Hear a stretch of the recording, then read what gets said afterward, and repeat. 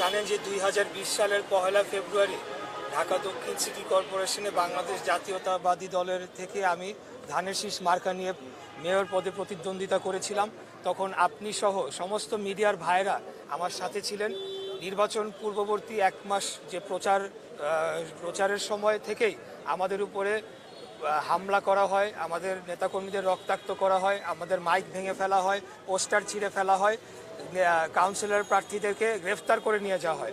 এর মধ্যেও আমরা নির্বাচনের দিন যখন আমরা যাই বিভিন্ন কেন্দ্রে, তখন আমরা দেখতে পাই যে আমাদের কোনো পোলিং এজেন্টদেরকে সেখানে থাকতে দেওয়া হয় নাই, সকলকে মারধর করে বের করে দেওয়া হয়।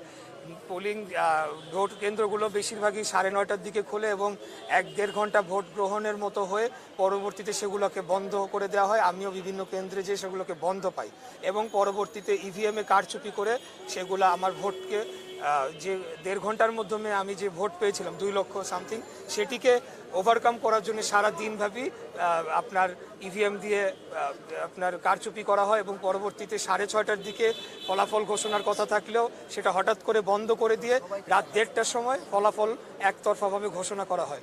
এরপরে নিয়ম অনুযায়ী, আইন অনুযায়ী আমরা নির্বাচনী ট্রাইব্যুনালে মামলা করেছি। পরবর্তীতে সেই মামলাটি মেয়র তাপস, খুনি মেয়র হাসিনার যে আত্মীয় তাপস, সেই মামলাটিকে বাধাগ্রস্ত করার জন্য বিভিন্নভাবে আদালতকে চাপ প্রয়োগ করে এবং বিভিন্নভাবে সে বাধাগ্রস্ত করে। পরবর্তীতে 5 তারিখের পরে আমাদের সেই মামলাটি আবার পুনরুজ্জীবিত করা হয় এবং সকল সাক্ষী শুনানির শেষে আমরা আদালতের রায় আজকে পাই। তো আমি বলতে চাই যে আমার অনুভূতিটি হচ্ছে এই যে আমি ন্যায় বিচার পেয়েছি। এখানে ক্ষমতায় যাওয়া, মেয়র হওয়া, চেয়ার, এগুলা কোনো মুখ্য বিষয় না আমার কাছে, একদমই এটা না। আমার কাছে মুখ্য বিষয় হচ্ছে আজকে ন্যায় বিচার পেয়েছি। এই রায়ের ফলে আগামীতে যাতে কোনো নির্বাচনে কেউ কারচুপি না করে এবং অবৈধভাবে গিয়ে চেয়ার দখল না করে, সেই ধারাটি যাতে ভাঙে এবং আমরা আগামী দিনে সম্পূর্ণ একটি গণতান্ত্রিক এবং সুনির্বাচনের মাধ্যমে একটি জনগণের সরকার প্রতিষ্ঠা করতে পারি, সেটি ধারাটা অব্যাহত থাকুক, সেটি আমি কামনা করছি। ইশাক ভাই, আপনি বলছিলেন যে কারচুপির অভিযোগ এনেছেন, যে সেই কারণে আবার হামলার ঘটনার কথা বলেছেন। সেখানে কিন্তু সময় টেলিভিশনের একজন ক্যামেরা পার্সন, আমি সঙ্গে ছিলাম, আশরাফুল ইসলাম, তিনি কিন্তু আহত হয়েছিলেন, তাকে কিন্তু রক্তাক্ত হতে হয়েছিল সেই হামলার ঘটনায়, সেটা কিন্তু আমরা সাক্ষী ছিলাম। কিন্তু তারপরে যখন আপনি নির্বাচিত হলেন না, আপনাকে জনতার মেয়র উপাধি দেওয়া হলো, আপনি সেই কাঙ্ক্ষিত লক্ষ্যে পৌঁছতে পারলেন। আপনি কি জনতার মেয়র হিসেবে থাকতে পারবেন? যদি মেয়র নির্বাচিত হয়েছেন, যেহেতু শপথ নিলে আপনি কি এই দক্ষিণ সিটি কর্পোরেশনের যেই মানুষজন আছে, নাগরিক আছে, তাদের জন্য কাজ করতে পারবেন? সেই তার প্রত্যয় কি ব্যক্ত করবেন? দেখেন, আমি তো মেয়র নির্বাচন করেছি মানুষের জন্য, কাজ করার জন্য, এবং আমার অনেকগুলো পরিকল্পনা রয়েছে। ঢাকা শহরের যে সমস্যাগুলো রয়েছে, ঢাকা শহর আজকে পৃথিবীর মধ্যে বসবাসযোগ্য নগরীর তালিকায় 1 থেকে 5-এর মধ্যে রয়েছে। আমাদের এখানে যানজট, আপনার air pollution, noise pollution, waste management সহ এবং অতি বসতিপূর্ণ হওয়ার ফলে এবং অপরিকল্পিত নগরায়নের ফলে যে সকল সমস্যা রয়েছে, সেগুলোকে সমাধান করার জন্যই তো আমি মেয়র নির্বাচন করেছি। আমাদের নেতা জনাব তারেক রহমান, উনি আমাকে প্রতিনিয়ত তখন গাইড করেছেন, আমার ম্যানিফেস্টো তৈরিতে উনি সাহায্য করেছেন, উনি যেভাবে বলেছেন কাজ করেছে। এবং আমাদের সিনিয়র নেতৃবৃন্দ, আমার পাশে আমার অত্যন্ত শ্রদ্ধেয় আমার চাচা জনাব রুহুল কবির রিজভী আহমেদ রয়েছেন, ওনারা যেভাবে আমাকে সমর্থন দিয়েছেন, সেটা তো জনগণের জন্য কাজ করার জন্যই। হ্যাঁ, এখন আমি শপথ নিব কি নিব না, এটা হলো সম্পূর্ণ দলীয় সিদ্ধান্ত, যেটা আমি ইতিপূর্বে বলে এসেছি। আমি দলের প্রার্থী ছিলাম, দল যেভাবে আমাকে নির্দেশনা দিবে আমি সেই অনুরূপে কাজ করে যাব। আমরা একটু রুহুল কবির রিজভী আহমেদ, যিনি বিএনপির সিনিয়র যুগ্ম মহাসচিব, তার সাথে কথা বলবো। আজকে যে ইশাক হোসেন যিনি নির্বাচিত হলেন বা আদালত তাকে বললেন, ঘোষণা দিলেন মেয়র হিসাবে, আপনারা কি বলবেন যে শপথ নিতে তিনি পারবেন কিনা? দল কি বলছে সেটা তো বলবেন। প্রথমত আমি বলবো যে আদালত সুবিচার করেছে এই মুহূর্তে, এই জন্য যে গণতন্ত্রের জন্য লড়াই এবং যে গণতন্ত্র সুবিচার, ন্যায় বিচার নিশ্চিত করে, সেটার পথে এখন আমরা এগিয়ে যাচ্ছি ফ্যাসিবাদের পতনের পথ থেকে। সেক্ষেত্রে আমি মনে করি আদালতের এই রায় গণতন্ত্রের পক্ষে এবং সুবিচারের পক্ষে একটা বিরাট, আমি বড় ধরনের রায়।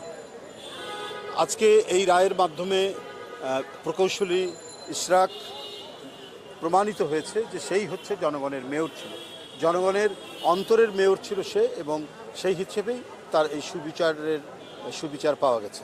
এখন পরবর্তী যে কার্যক্রম সেটি হলো যে আমরা দলের প্রধানতম নেতা জনাব তারেক রহমান সাহেবকে এটা অবহিত করা হবে। অবহিত করার পর পরবর্তী কার্যক্রম শুরু করা হবে। সে শপথ নেওয়ার বিষয় এবং অন্যান্য যে প্রক্রিয়াগুলো আছে সেই প্রক্রিয়াগুলো শুরু হবে। রিজভী ভাই, আপনি তো বলেন যে উত্তরেও কিন্তু ঢাকা উত্তর সিটি কর্পোরেশন নির্বাচনেও কিন্তু তাবেই তাওয়াল আপনাদের ধানের শীষের প্রতীকে নির্বাচন করেছিলেন একই সঙ্গে, সেখানে কিন্তু কার্যকরী অভিযোগের ট্রাইব্যুনালে মামলা করা হয়েছিল। সেই বিষয়ে এখনো কিন্তু কোনো ফয়সালা হয়নি। আপনারা কি মনে করেন, তাবে তাওয়াল কি সেভাবে ইশরাকের মতো তিনিও কি মেয়র হবেন? নিঃসন্দেহে যদি সে বিচার যে বিচারাধীন যেটা রয়েছে, সাবজুডিস যেটা রয়েছে, সেখান থেকে ন্যায় বিচার পাবে এবং ন্যায় বিচার পাওয়ার পর তারপরে সে দলের সমর্থন নিয়ে মেয়রের শপথ নেবেন কি নেবেন না, এই বিষয়গুলি তখন নির্ধারিত হবে। এখন যেমন এটা নির্ধারিত হয়েছে, তবে এই মুহূর্ত পর্যন্ত আদালতের যে রায় জনমতের পক্ষে, গণতন্ত্রের পক্ষে এবং ভোটারদের ভোটের পক্ষে, সেই রায়ের জন্য আমি আমাদেরকে নিজেদেরকে খুব ভালো লাগছে যে আমরা সামনের দিকে একটা শক্তিশালী গণতান্ত্রিক কাঠামো গড়ে তুলতে পারব। রিজভী ভাই, এইটাতে আসলে কি প্রমাণ করে যে 2018 সালে যে নির্বাচনটা হয়েছিল সিটি কর্পোরেশন ইলেকশনে, সেখানে যে কারচুপির অভিযোগ আজকে প্রমাণিত হলো, তার মানে যে এতদিন যাওয়া যে নির্বাচনগুলি হয়েছে সেগুলি আসলে আপনারা কি বলবেন? সেটা তো আমি তো নিজের জীবন দিয়ে সেটার প্রমাণ। প্রকৌশলী ইশরাক এবং তাবিদ আউয়ালের নির্বাচনে আমি ব্যক্তিগতভাবে সন্ত্রাসী হামলার শিকার হয়েছি কারওয়ান বাজারে। ধারালো অস্ত্র নিয়ে আমার উপরে করা হয়েছে, হামলা করেছে। তো এর বাইরে তো আর কিছু নাই, আমি তো নিজের জীবন দিয়ে। আর সারা সিটি কর্পোরেশন উত্তর দক্ষিণে চলেছে সন্ত্রাসের মহাযজ্ঞ, মহারাজত্ব। ও যেটি বলেছে, ইশরাক যেটি বলেছে যে 9টার মধ্যে সব ভোট শেষ, বন্ধ করে দিয়েছে, পোলিং এজেন্টদেরকে বের করে দিয়েছে এবং সাধারণ ভোটাররা লাইনে দাঁড়াতে এসে তারা সন্ত্রাসী পরিস্থিতি থেকে তারা সব ফেরত গেছে। এইটা শেখ হাসিনার ফ্যাসিবাদী যে নির্বাচন, হাসিনা মার্কা যে নির্বাচন, সেই নির্বাচনের একটা উৎকৃষ্ট দৃষ্টান্ত হচ্ছে সেই সিটি কর্পোরেশন নির্বাচন। সুতরাং এর বিরুদ্ধে মানুষের যে ক্ষোভ, সেই ক্ষোভগুলো নিঃসন্দেহে আদালত সেগুলোকে বিবেচনা করে তারা এই সুবিচারটি করেছেন।